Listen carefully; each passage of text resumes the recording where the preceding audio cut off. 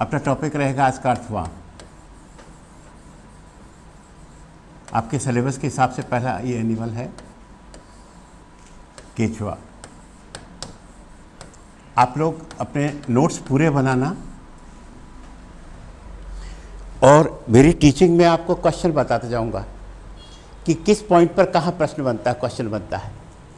वो अलग से कहीं नोट करते जाएंगे कि हाँ अंडरलाइन कर दो कि ये क्वेश्चन बन रहा है मेरा, तो आपको रिवीजन में आसान रहेगा कि ये क्वेश्चन बन गया।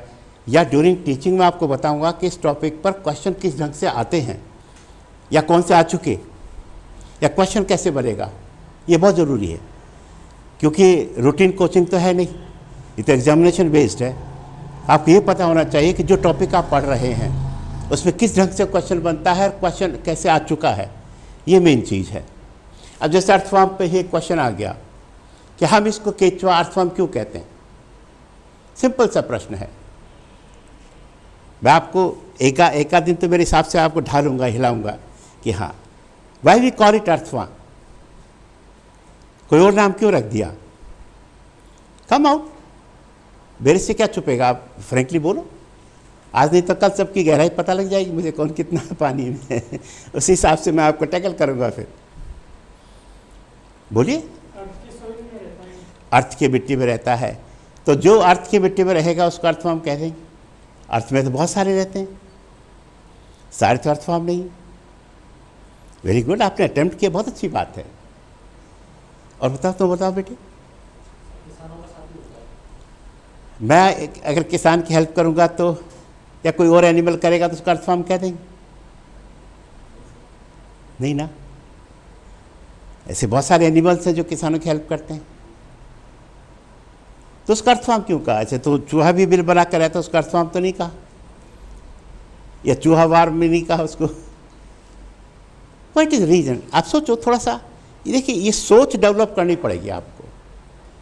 You have to develop this thinking कि टॉपिक को कैसे पकड़ें, उसकी इसको ग्रिप में कैसे लें, पकड़ में कैसे लें उसको। ये थोड़ी एक केचुआ आया पढ़ा के चल दिया ना। केचुआ का महत्व जैसे आपने बताया किसान की हेल्प करता है, भी क्वेश्चन आ सकता है। इकोलॉजी में भी है आपका कि कैसे हेल्प करता है। मिट्टी को पोरस बनाकर, मिट्टी में छेद बनाकर, तो ये तो हो गया कि भाई मिट्टी में छेद बनाने से कैसे हेल्प हो गई। सोचिए भाई, एरिएशन हो जाएगा ना, वायु अंदर चली जाएगी तो जड़ों तक वायु जाएगी, तो जड़ों की हेल्थ सुधर जाएगी ना, स्वास्थ्य सुधर जाएगा। पर इसका एक और प्रमुख कारण है, पूरी दुनिया में केचुए का इतना महत्व बढ़ गया कि इसको कहते हैं फैक्ट्री ऑफ नेचुरल मैन्योर। प्राकृतिक खाद का कारखाना नाम अंतर्राष्ट्रीय स्तर पर दिया गया है, इसलिए पूरी दुनिया में इसका पालन किया जाता है। बेटे पूछने की जरूरत नहीं, आ जाए करो। मेरी क्लास में आना जाना फ्री है, चुपचाप आ जाओ, चुपचाप चले जाओ, नथिंग लाइक दैट। क्यों, आप सब सिंसियर हैं, मेहनत करने के लिए तो आए हो आप। हाँ, पंक्चुअलिटी मुझे ज़रूर पसंद है थोड़ा सा, नहीं आपके लिए नहीं, आज तो पहला दिन है, एक आध दिन तो अब ढालने में लग जाएगा। कारण क्या है कि मान लीजिए मैंने आके शुरू कर दिया और 10 मिनट लेट आ रहे हो तो बाकी के भी 50 मिनट आपके कुछ समझ में नहीं आएगा। तो साइंस का एक माइनस पॉइंट ये होता है हमने बायोलॉजी में, तो कंटिन्यूटी में चलता रहता तो ढंग से समझ में आ जाता है ये। एनी हाउ बच्चों, केचुआ इसलिए कहते हैं कि चूहा बिल बनाता है मिट्टी को खोद कर, और ये बिल बनाता है मिट्टी को खाकर, तो जाके इसका नाम रखा अर्थवाम। ये कभी भी मिट्टी खोदेगा नहीं, मिट्टी को एज ए फूड खाएगा, एज ए भोजन के रूप में खाएगा, और उसके बाद जो मिट्टी मल के साथ मिट्टी निकलती जाएगी और बिल बनता जाएगा। तो पहला पॉइंट ये नोट कर लो, यह मिट्टी को खाकर बिल बनाता है, इसलिए इसको अर्थवाम कहा जाता है। मिट्टी को खाकर बिल बनाता है, इसलिए इसको अर्थवाम कहा जाता है। ओके, नेक्स्ट पॉइंट जो मैं लूंगा आपसे वो लेते सबसे पहले इसकी वर्गीकरण।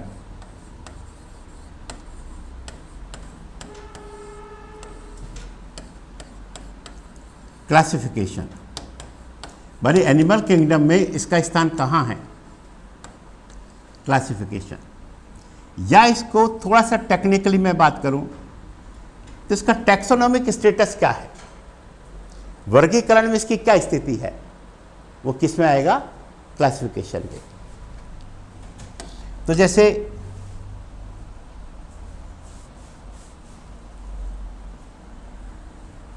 ओहो,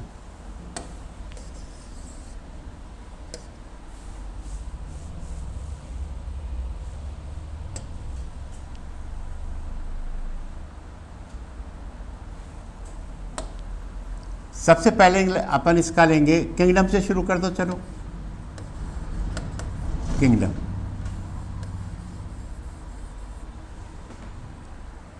किंगडम के बाद आप ले लो सब किंगडम, अभी हिंदी लिख दूंगा।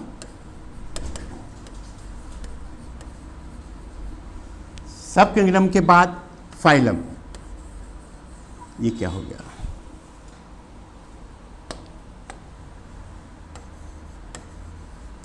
फाइलम के बाद क्लास, क्लास के बाद ऑर्डर, ऑर्डर के बाद जीनस, और जीनस के बाद स्पीसीज। ये तो हिंदी में जगत हो गया। एक बार हिंदी लिख देता हूं, बाकी बार बार नहीं लिख पाना। ये उपजगत हो गया, ये संघ हो गया, ये वर्ग हो गया, ये गण हो गया, ये वंश इसकी हिंदी, और ये इसकी प्रजाति या जाति, प्रजाति।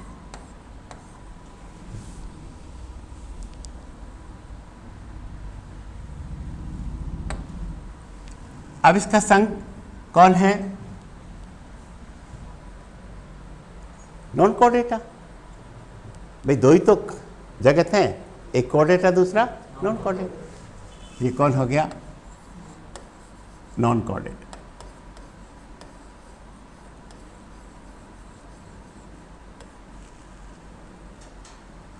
मानी अपृष्ठवंशी, हिंदी क्या हो गई इसकी? अपृष्ठवंशी। क्यों भाई इसको नॉन कोडेटा में क्यों रखा? आजा बेटा आजा, इनका सिस्टम थोड़ा सा डिफेक्ट हो गया।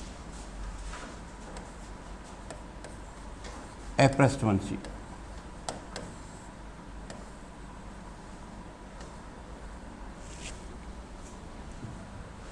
अपृष्ठवंशी क्यों कहा इसको?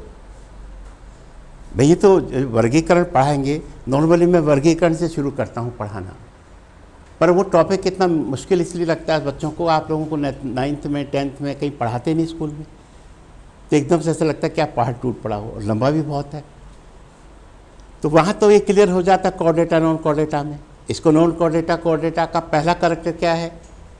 देखिए अपृष्ठवंशी, पृष्ठवंशी के 3 प्रमुख कैरेक्टर हैं, यहाँ तक कि उनका क्रम भी निश्चित है, पहला, दूसरा, तीसरा। तो पहला कैरेक्टर क्या है? जिसमें रीढ़ की हड्डी नहीं हो उसको क्या कहेंगे? अपृष्ठवंशी। मानी रीढ़ की हड्डी को क्या कहेंगे? Notochord, absence of notochord. तो इसका आगे चाहे लिख दो नोटोकॉर्ड का अभाव।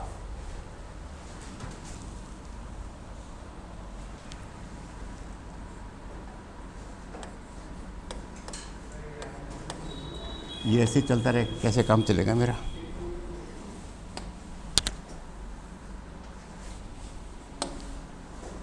मुझे तो बहुत लिखना पड़ता है।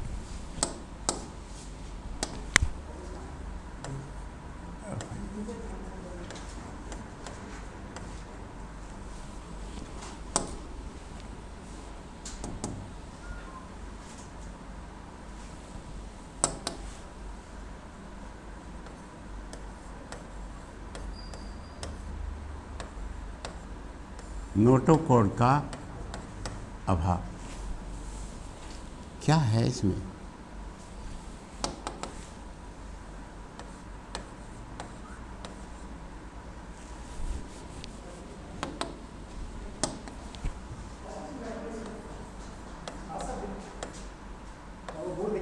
हाँ, ये दिक्कत आ रही है।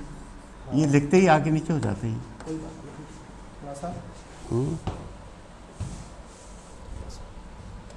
मैंने इसको बहुत किया। एक बार धीरे धीरे चलाओ सर, बहुत देर हो गए ना इसको। अच्छा, धीरे चलाओ थोड़ा सा। चलिए। ये अच्छा, दोनों साथ चलाना क्या? ये लिए चलाएंगे ना? हाँ, तब वो नहीं लेगा। नहीं ले रहा है वो, इसको नहीं चलाया साथ में। अच्छा अच्छा, जा नहीं रहा ये, वापस शिफ्ट हो जाता है। देखते हैं। हाँ बुझाएगा एक दूसरे से। वैसे काम आ ही रहा है लगातार। हाँ हाँ, चलिए ठीक।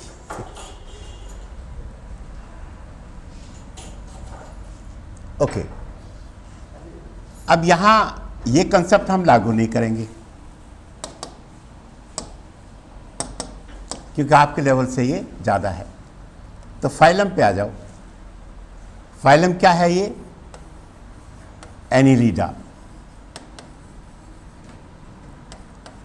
एनिलिडा। आप में से कोई एनिलिडा का कैरेक्टर बताएगा, लक्षण क्या है कि क्यों हमने इसको एनिलिडा में रखा? इतना तो पढ़ा होगा ना? ये 12th तो पास कर ली ना आप लोगों ने, या 12th में है, पास आउट है ना? तो एनिलिडा भी क्यों रखा? भाई जिसका शरीर लंबा हो और वास्तविक विखंडित हो, लंबा गोल वास्तविक विखंडित, उसको किस में रखेंगे? संग एनिलिडा। तो इसके आगे लिख दो कैरेक्टर। शरीर, एनिलिडा का लक्षण शरीर लंबा, कौमा गोल तथा वास्तविक विखंडित।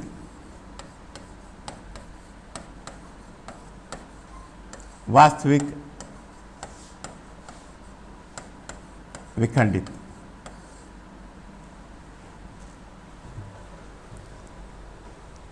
दो तरह का विखंडन मैं आपको समझाऊंगा आगे चलकर, कूट विखंडन और वास्तविक विखंडन, दोनों में अंतर है। और वास्तविक विखंडन का वैज्ञानिक नाम है मेटामेरिकली सेगमेंटेड। अभी नहीं लिखवा रहा, अभी तितना लिख दो। इनका शरीर कैसा है? वास्तविक विखंडन। जहाँ आएगा तो वहाँ मैं इनको शब्द दे दूंगा आपको टेक्निकल, फिर भी चाहो तो लिख लो। इसका है मेटामेरिकली सेगमेंटेड। इतनी इंग्लिश में दिक्कत थोड़ी है। मेटामेरिकली सेगमेंटेड, वास्तविक विखंडित। भले इसकी हिंदी देखो तो वास्तविक विखंडन आ जाएगा, अलग से कोई हिंदी नहीं है इसकी। और दूसरी हिंदी इंग्लिश है ट्रू सेगमेंटेड। वास्तविक मानी ट्रू, सेगमेंट मानी विखंडन।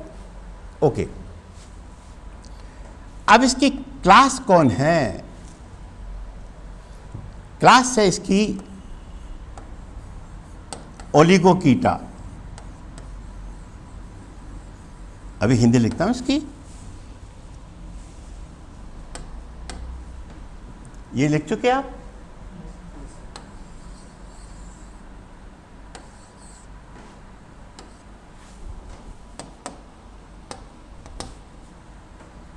ये है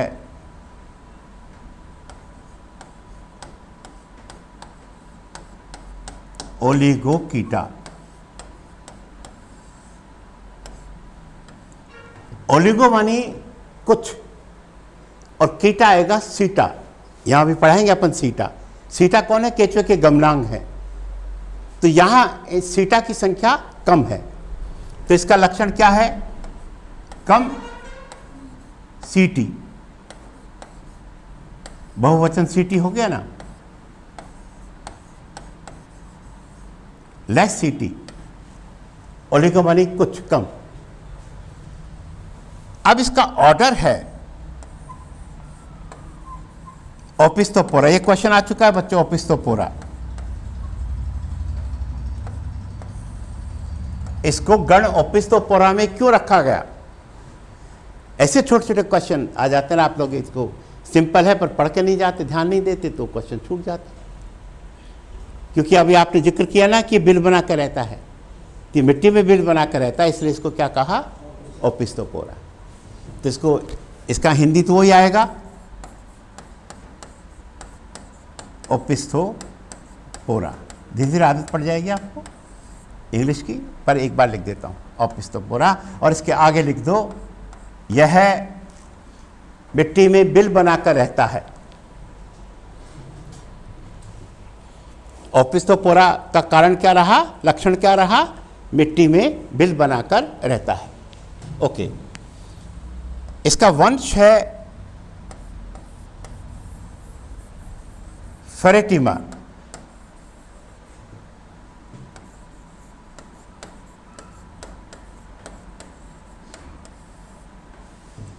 और इसकी स्पीसीज है पोस्थुमा।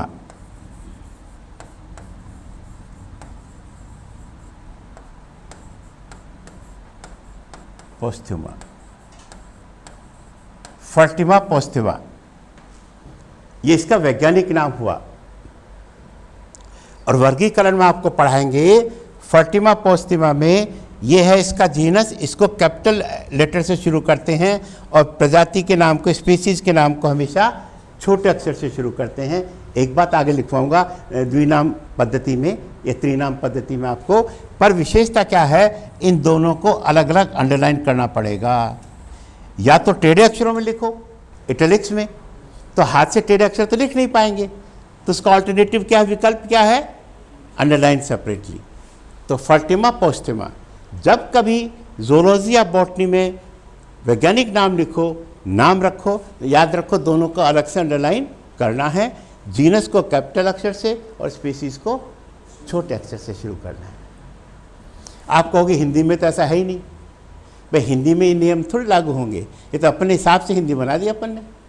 पर जब ऐसा क्वेश्चन आएगा तो फिर हिंदी थोड़ी लिखेंगे, वो तो यही नाम लिखेंगे कि केचुए का वास्तविक सही नाम क्या है। इसी में 4 वैरायटी बना देंगे, कभी इसको छोटे से करेंगे, इसको बड़े से करेंगे, कभी दोनों को बड़े से कर देंगे, कभी एक सीधी लाइन खींच देंगे, कभी अलग अलग लाइन खींच देंगे।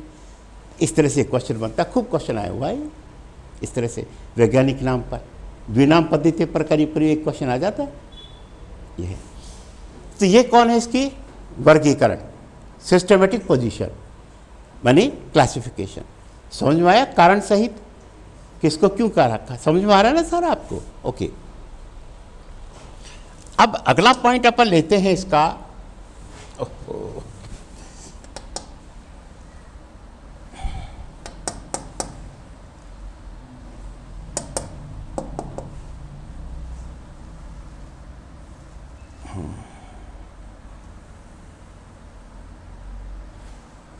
इसका मतलब सेंसिटिविटी खत्म हो गई इसकी। अब है इसका habit and habitat. Habit and habitat, इसका अर्थ है प्रकृति तथा आवास।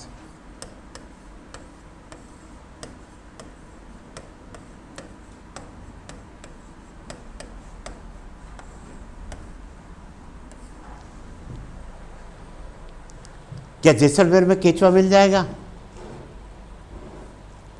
अब राजस्थान की बात कर रहे हैं अपन तो, हाँ या ना?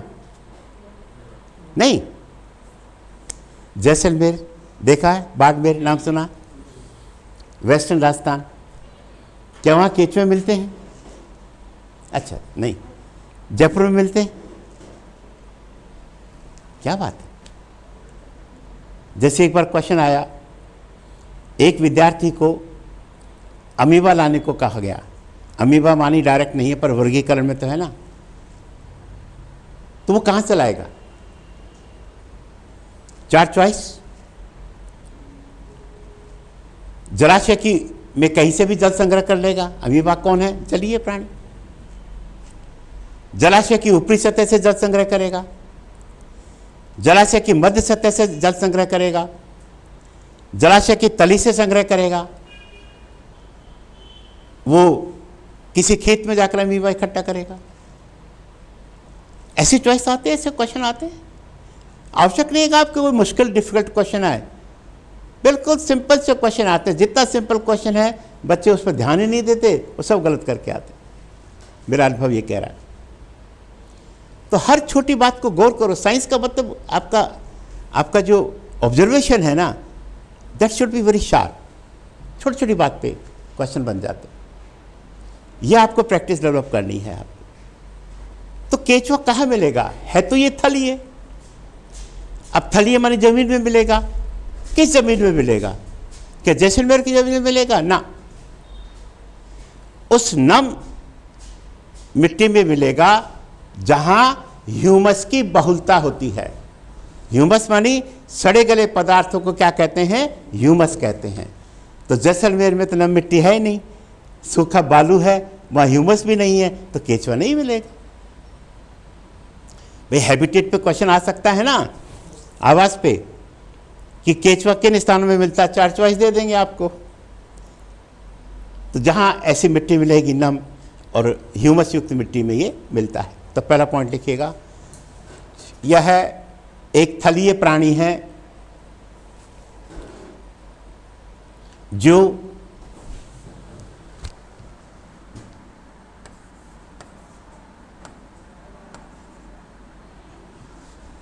ह्यूमस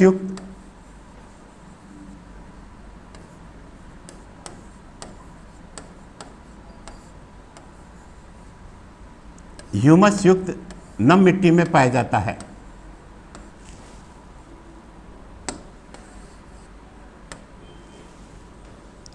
ह्यूमस युक्त नम मिट्टी में पाया जाता है।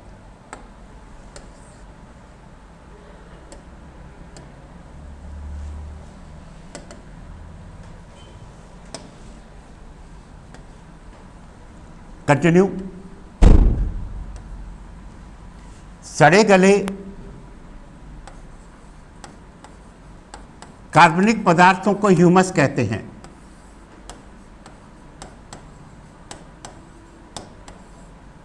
सड़े गले कार्बनिक पदार्थों को ह्यूमस कहते हैं।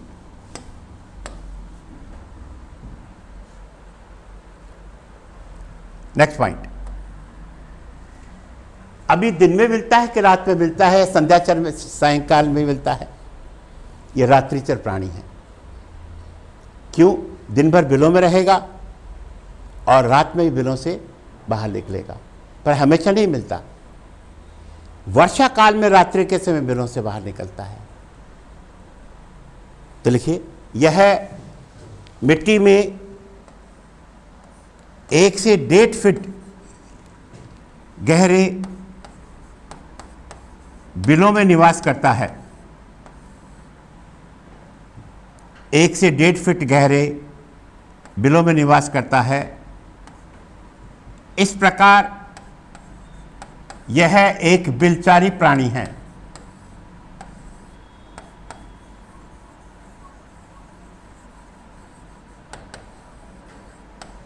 इस प्रकार यह एक बिलचारी प्राणी है।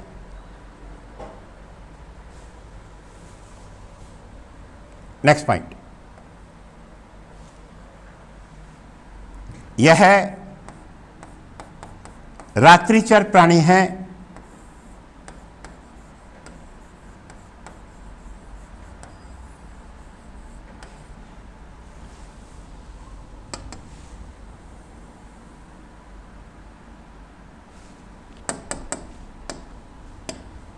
रात्रिचर प्राणी है। कंटिन्यू, यह केवल वर्षा काल में रात्रि के समय बिलों से बाहर निकलता है। यह केवल वर्षा काल में रात्रि के समय बिलों से बाहर निकलता है।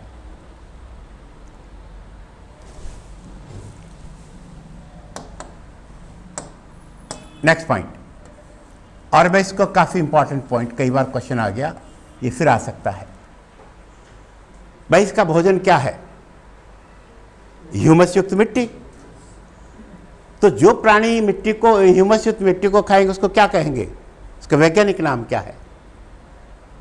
डेट्रिटिवोरस, अपरदभक्षी। तो लिखिए, यह भोजन की दृष्टि से अपरदभक्षी होता है।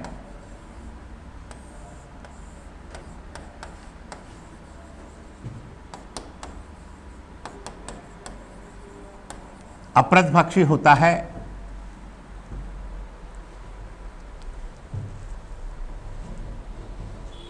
आगे लिख दो, सड़े गले कार्बनिक पदार्थों को खाने वाले प्राणियों को अपरदभक्षी कहते हैं। सड़े गले कार्बनिक पदार्थों को खाने वाले प्राणियों को अपरदभक्षी कहते हैं।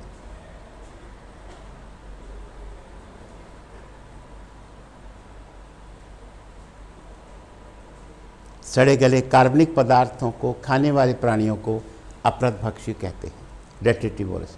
आगे भी आएगा तो कौन कौन डेट्रिटिवोरस हैं, अपरदभक्षी हैं, क्योंकि क्वेश्चन आता है 4 चॉइस देकर पूछ लेंगे, निम्नलिखित में से अपरदभक्षी हैं, 3 सही हैं, चौथा ऑल द अबव।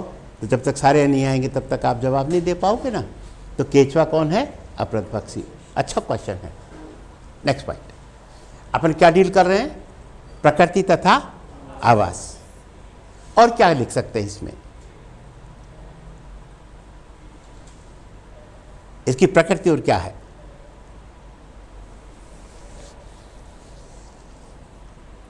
भी कहाँ मिलता है आपने लिख दिया आवास, और प्रकृति क्या है ये आपने लिख ही दिया। हाँ, वो मिट्टी को खाकर बिल बनाकर लिख दिया आपने, तभी तो इसका नाम क्या रखा था? ओके। अब नेक्स्ट पॉइंट आप ले लो इसका बाह्य संरचना, एक्सटर्नल स्ट्रक्चर। हेडिंग डाल दो, बाह्य संरचना।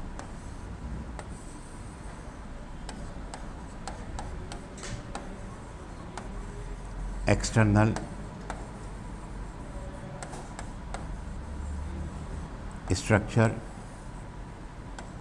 जिसको आप मॉर्फोलॉजी भी कहते हो।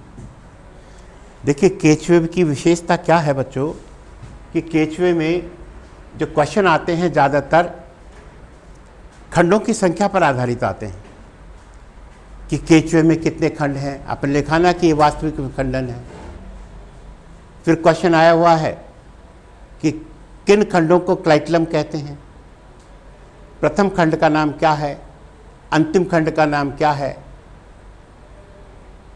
क्वेश्चन आया नर जनन छिद्र कहाँ पाया जाता है, मादा जनन छिद्र किस खंड में पाया जाता है।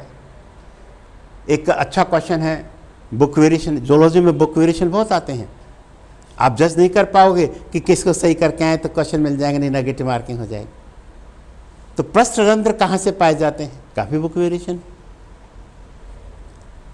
डोर्सल पोर कहाँ पाए जाते हैं, ये सब किसके तहत आएंगे, अपने इसमें आएंगे।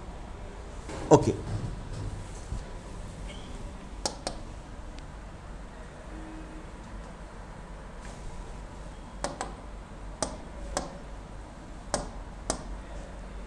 पहला पॉइंट अभी आपने लिखवाया ना, गोल शरीर कैसा है, गोल, लंबा और वास्तविक विखंडित। रिपीट कर दो, इसका शरीर लंबा, गोल तथा वास्तविक विखंडित होता है।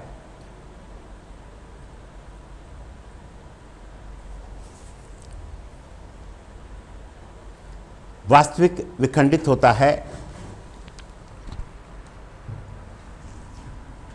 नेक्स्ट पॉइंट, छोटे छोटे पॉइंट लिखो जो जल्दी याद हो जाएं। इसके शरीर में खंडों की संख्या 100 से 120 होती है। खंडों की संख्या 100 से 120 होती है।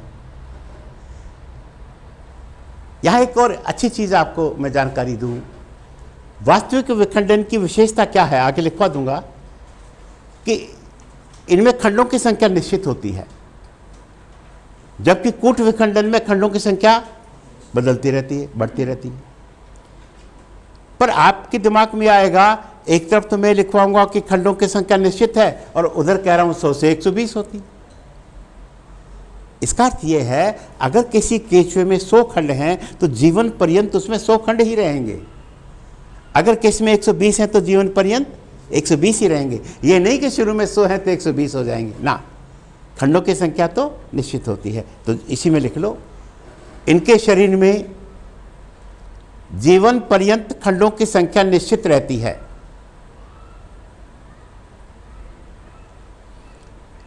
जीवन पर्यंत खंडों की संख्या निश्चित रहती है।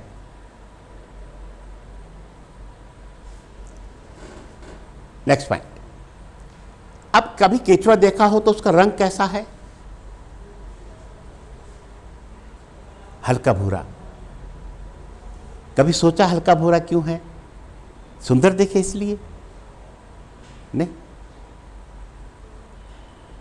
तो इसकी बॉडी वॉल, देह भित्ति में एक विशेष वर्णक पाया जाता है। समझा रहा हूं, अब लिख लेना। उस वर्णक का नाम है, ये क्वेश्चन अच्छा है, पोरफायरिन। हिंदी नाम है, आपको हिंदी लिखना तो अलग से नहीं है। पोरफायरिन नामक वर्णक पाया जाता है। ये वर्णक है, पिगमेंट, और ये पिगमेंट इसको भूरा रंग देता है, हल्का भूरा। हाँ, पृष्ठ सतह तुलनात्मक गहरी है पर है तो भूरा रंग ही। ये नहीं कि डार्क ब्राउन, कत्थई, ऐसा नहीं है, हल्का भूरा लिखना पड़ेगा। अब सवाल है कि इसको पोरफायरिन कहाँ से मिला? इसका भोजन अभी आपको क्या बताया मैंने, ह्यूमस। ह्यूमस में तो सड़े गले कार्बनिक पदार्थ हैं, तो पत्तियां भी होंगी, छोटे मोटे कीट मकोड़ सभी होंगे जो सड़ गए। और पत्तियों में क्या मिलता है बच्चों? हीमोग्लोबिन।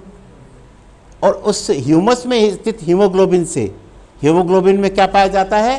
पोरफायरिन। बॉटनी में पढ़ोगे आप। उस हीमोग्लोबिन से क्या प्राप्त करता है ये? पोरफायरिन। तो अगला पॉइंट लिखना, अच्छा प्रश्न है ये, इसको टिक मार्क कर देना, इंपॉर्टेंट। इसके शरीर का रंग हल्का भूरा होता है।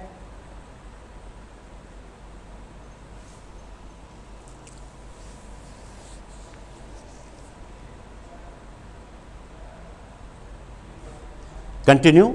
यह रंग इसकी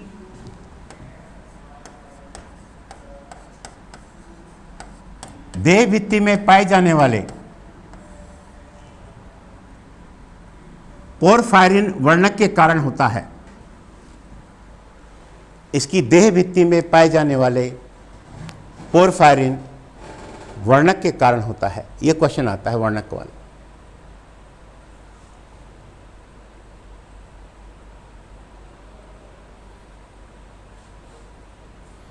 कंटिन्यू। पोरफायरिन को यह ह्यूमस में स्थित क्लोरोफिल से प्राप्त करता है। पोरफायरिन को यह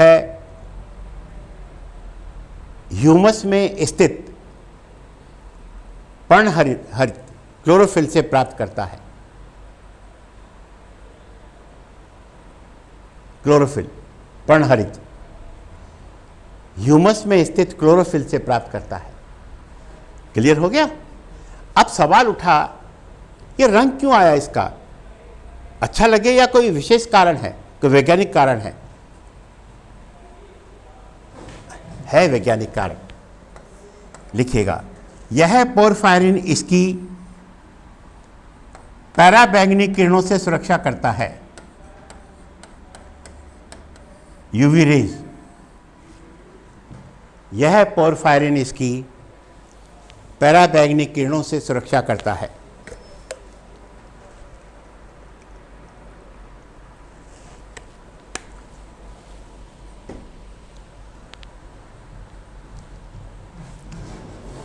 तो देखिए कितना महत्वपूर्ण टॉपिक हो गया ये।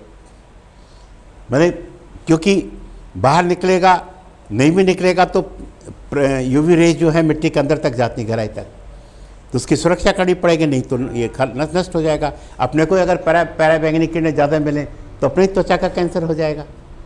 तो उसकी सुरक्षा के लिए क्या पाया जाता है इसमें? पोरफायरिन। पोरफायरिन के कारण इसका हल्का भूरा रंग है और इसको प्राप्त कहाँ से करता है? ह्यूमस में स्थित क्लोरोफिल से प्राप्त करता है। इतना क्लियर हुआ? गुड। अब बच्चों ऐसा करो, थोड़ा सा डायग्राम जब तक नहीं बनाओगे तब तक काम नहीं चलेगा। अरे आपके पास तो दिक्कत आएगी नहीं, लाइन वाली कॉपी है ना, एक लाइन का एक खंड मान लेना।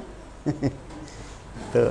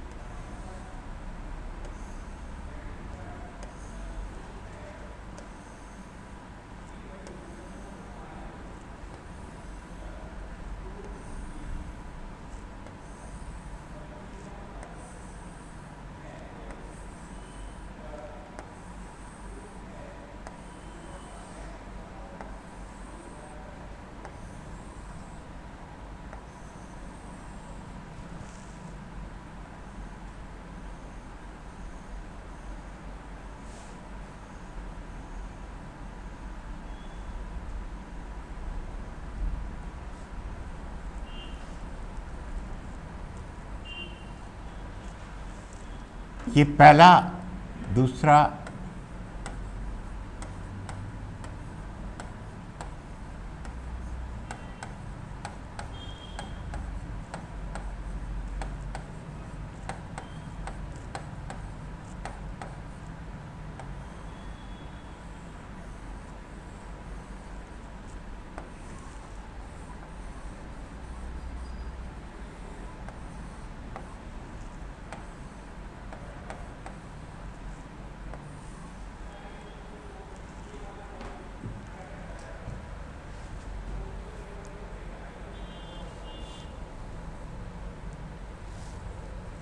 ये इसकी अधर सतह का डायग्राम है। अधर सतह लिख देते हैं, वेंट्रल साइड।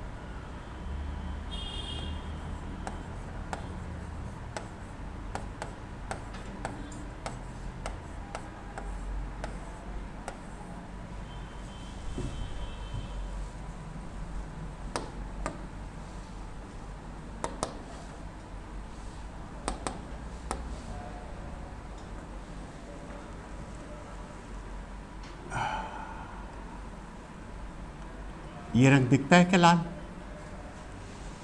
विजिबल है? नहीं, ये बदलू रंग दिख रहा है सबको? या कोई पीला रंग दिख जाएगा शायद।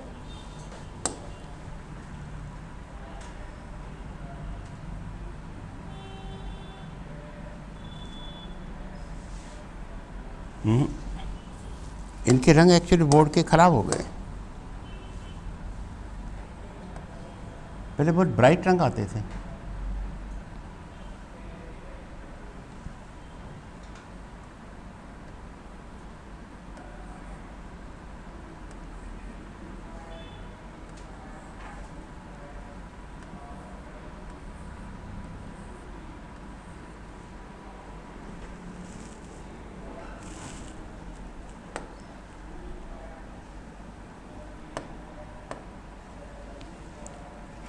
लाइट हो गए कलर, कैसे काम चलेगा?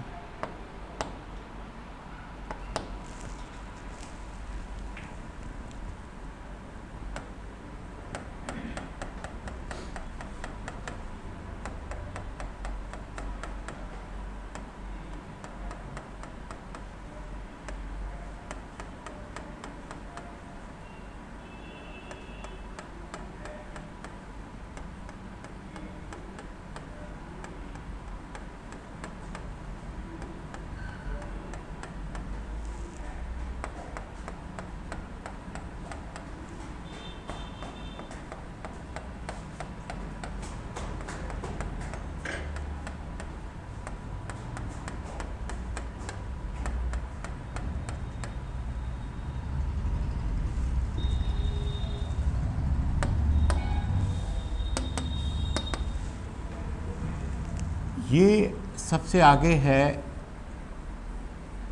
एक बार तो अंग्रेजी लिख दूँ, फिर दोनों एक साथ नहीं लिख पाऊंगा यार।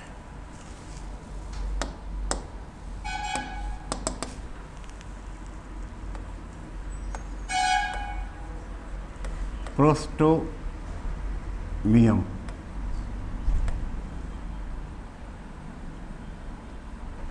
ये है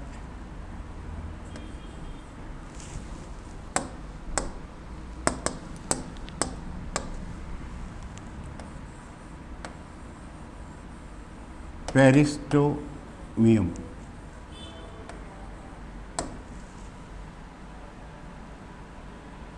ये सारे खंड हैं।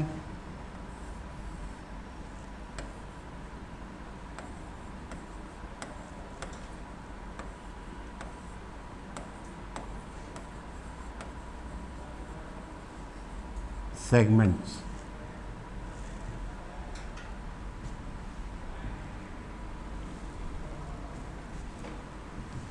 ये है मुख, माउथ।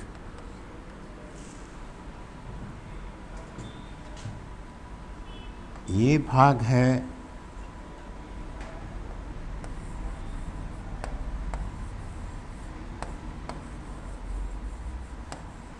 क्लाइटलम।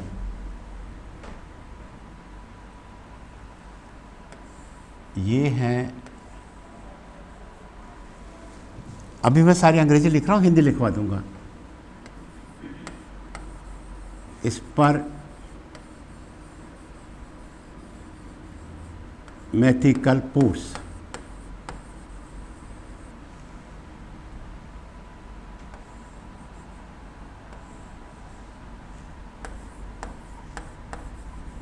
सीटी,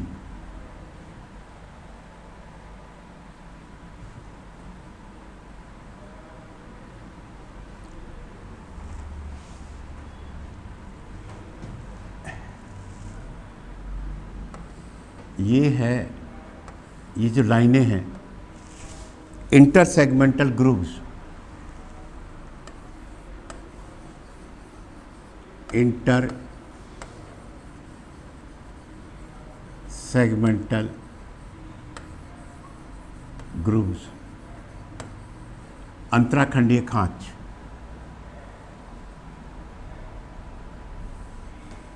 ये है फीमेल गोनोपोल। इतना तो बनाओ।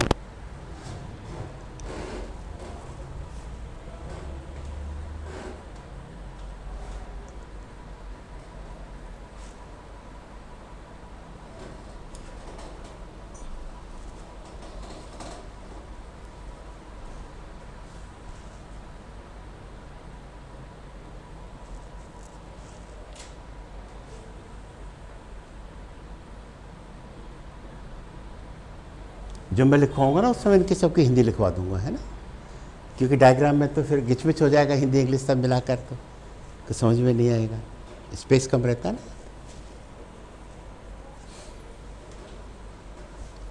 सही बन गया सबसे? एक लाइन में एक बनाया या छोटे छोटे बना दिए? एक लाइन में एक तो नहीं बनाया। मैंने कहा था ना एक लाइन का एक खंड बनाना। जितना बढ़िया बड़ा डायग्राम होगा, अगर किसी स्टूडेंट या टीचर ने स्पष्ट डायग्राम बना दिया, इसका मतलब उसको सब कुछ आता है। नहीं तो घिच पिच करके कहेंगे हाँ ये ऐसे जैसे स्कूलों में करते हैं ना, ये ऐसे करके, क्योंकि खुद को ही पूरा कंसेप्ट क्लियर नहीं है। कंसेप्ट क्लियर कब होगा? जो स्पष्ट डायग्राम बनाओगे। आप बनाओ पूरा, क्या कॉपी का कंजूसी कर रहे हो? एक लाइन में एक खींच के बड़ा बना देते उसको। खैर घर जाके इसको सही करना है ना। बन गया सबसे, तो आगे बढ़ो, बढ़ो आगे। अब इस डायग्राम में बताओ, अगर मेरा एक क्वेश्चन है केचवे का सबसे आगे का भाग, तो क्या कहोगे? प्रोस्टोमियम। सबसे आगे कौन है? मैंने क्या शब्द काम लिया? भाग। अगर मैं ये कहूं कि केचवे का सबसे आगे का खंड, देखिए शब्दों का खेल, तो जवाब हो जाएगा पेरिस्टोमियम। या क्वेश्चन आता है कि केचुए का प्रथम खंड कहलाता है पेरिस्टोमियम। प्रोस्टोमियम को खंड नहीं मानते, वो उसका भाग मानते हैं। किसका भाग? पेरिस्टोमियम का। इसलिए प्रथम खंड प्रोस्टोमियम ने होकर पेरिस्टोमियम। बात समझ में आ गई? तो अगला पॉइंट लिखो। केचुए के शरीर का सबसे आगे का भाग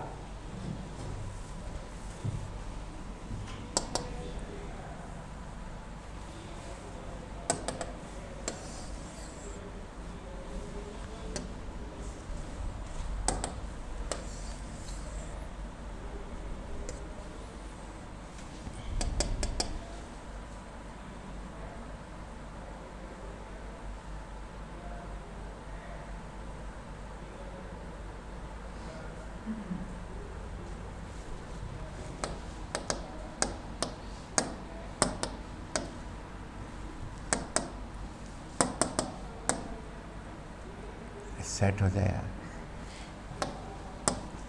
लिखेगा केचुए के शरीर के सबसे आगे का भाग प्रोस्टोमियम कहलाता है।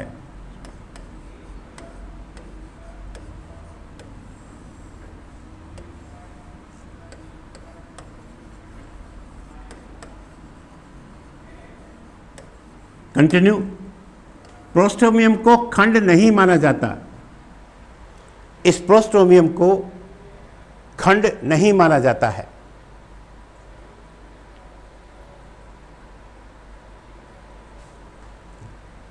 Next point.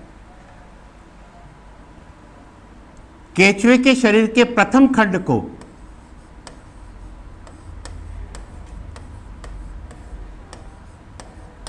परितुंड पेरिस्टोमियम कहते हैं।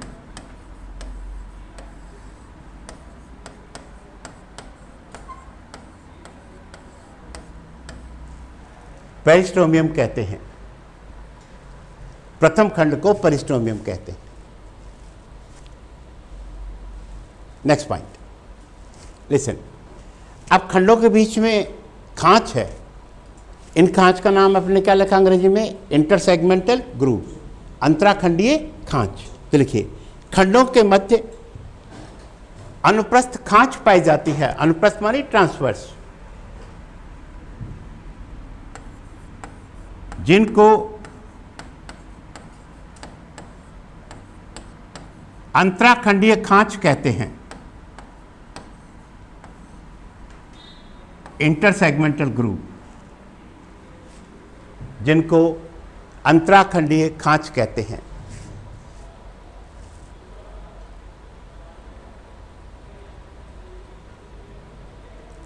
वैसे तो ऐसे क्वेश्चन बड़े मुश्किल पड़ते हैं, फिर भी मैं आपसे क्वेश्चन पूछ ही लेता हूं। काफ़ी देर हो गई। एक केचुए में 100 खंड हैं, तो उसमें इंटरसेगमेंटल ग्रूव की संख्या कितनी होगी? उसमें अंतराखंडीय खांचों की संख्या कितनी होगी?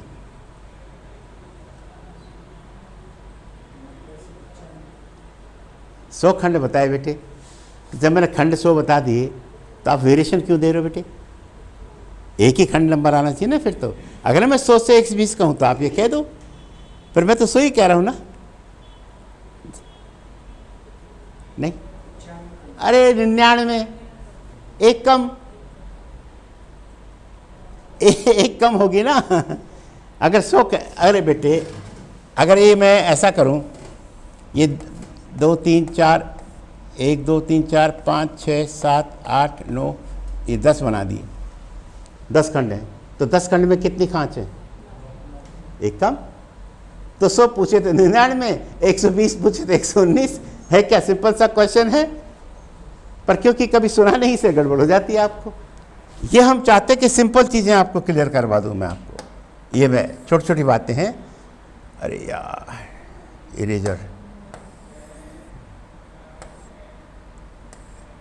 चल।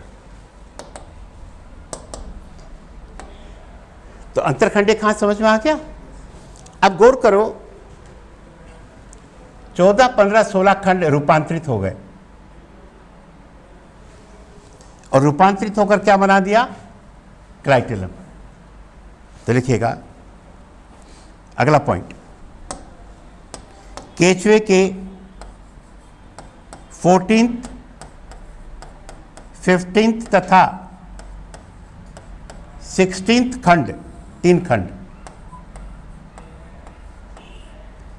रूपांतरित होकर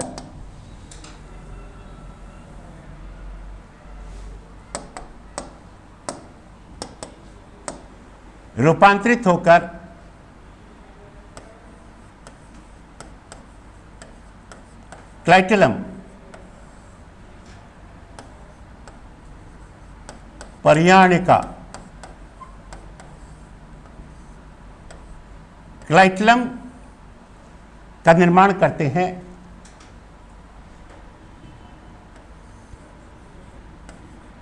अच्छा क्वेश्चन आया हुआ प्रश्न है।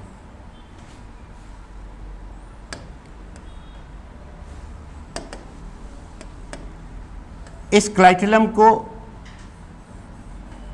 सिंगुलम, भाई 3 खंड मिलकर एक चीज बना दी, तो एक को क्या कहते हैं? सिंगल। तो नाम क्या रह गया? सिंगुलम भी कहते हैं। इस क्लाइटेलम को सिंगुलम भी कहते हैं। केचुए में 14th, 15th तथा 16th खंड रूपांतरित होकर क्लाइटेलम बनाते हैं, जिसको सिंगुलम भी कहते हैं। इसका काम क्या है? यह सिंगुलम प्रजनन के समय कोकून का निर्माण करता है।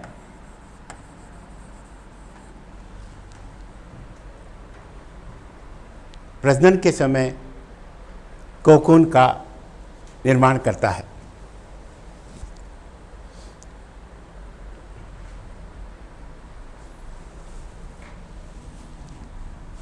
नेक्स्ट पॉइंट,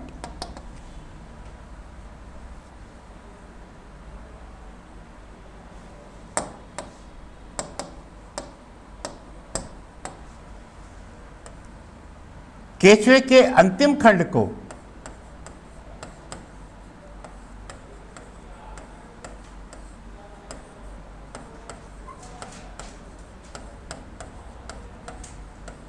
पाइजीडियम कहते हैं।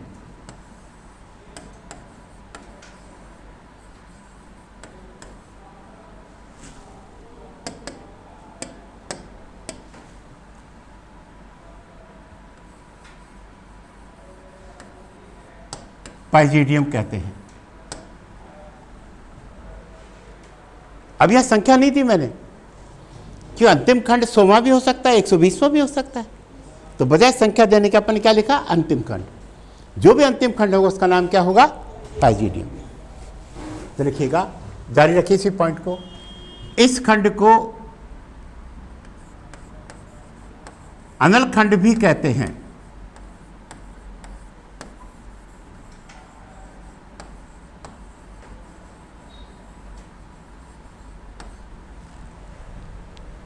अनल खंड भी कहते हैं, अनल सेगमेंट। तो इसके 2 नाम हो गए, एक पाइजीडियम, 3 नाम कहो ना, अंतिम खंड, पाइजीडियम, अनल खंड, 3 नाम इसके हो गए। और प्रथम खंड का नाम हो गया पेरिस्टोमियम, और प्रथम भाग का नाम हो गया प्रोस्टोमियम, और 14, 15, 16 क्या हो गया? क्लाइटेलम। राइट। नेक्स्ट पॉइंट, अपना टॉपिक क्या चल रहा है? बाह्य संरचना, कि भाई क्या क्या दिखता है बाहर से, उनकापन। अब उस डायग्राम को देखो, आप अपने पास है। प्रत्येक खंड के मध्य में, लाऊं वापस डायग्राम को? आ तो जाएगा, कहाँ गया होगा?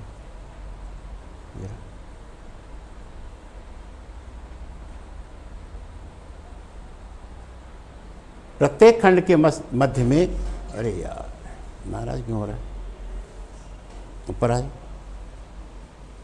बस। सीटी, प्रत्येक खंड के मध्य में, अरे यार